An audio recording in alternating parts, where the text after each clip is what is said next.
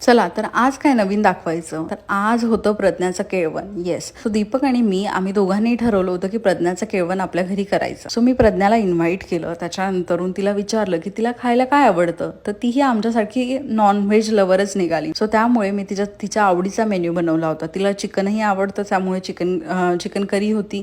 Fish fry बनवलेली, सुरमई fry, मोठी सुरमई मिळाली होती त्या दिवशी, तर त्यामुळे अप्रतिम अशी टेस्ट झालेली. सो इथे तुम्ही बघू शकता की चिकन ग्रेव्ही आहे, त्याच्यानंतर फिश फ्राय आहे, नंतरून भात बनवला आहे, नंतरून तांदळाची भाकरी प्लस ज्वारीची भाकरीही आहे. बाय द वे, चिकन म्हणा किंवा थाळीमध्ये म्हणा भाकरी छान लागते की नाही, म्हणून तांदळाची आणि ज्वारीची भाकरी. ताट रेडी होतं. आणि ही आहे प्रज्ञा.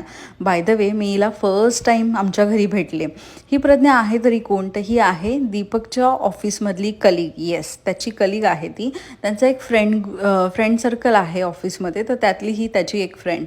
याच्या आधी आम्ही मेसेजवरती बोललो होतो. ॲक्च्युली ती माझे सगळे व्हिडिओज बघते, तर तिने मला मेसेज केला होता इंस्टाग्रामवरती आणि ती मला बोललेली की तुमचे व्हिडिओज खूप छान असतात.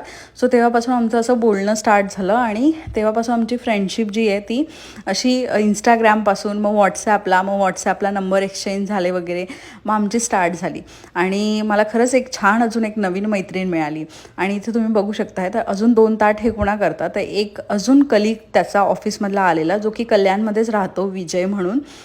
आणि हा जो आहे ना छोटा बेबी, तर तो त्रिनय आहे, विजयच्या भावाचा मुलगा. तोही खूप क्यूट होता आणि त्याच्यासोबतही आम्ही खूप छान मस्त टाईम स्पेंड, खूप साऱ्या गप्पा मारून आमचा दिवस कधी गेला आम्हाला हे कळालंच नाही. चला तर लाईक करा. Bye bye.